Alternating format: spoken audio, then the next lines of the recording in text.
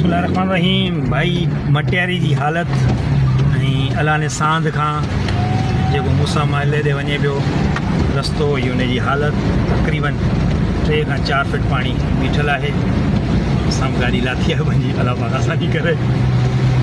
बहरहाल very bad position, बारिश की वजह से वेरी बैड पोजीशन। अल्लाह पाक आसानी करे।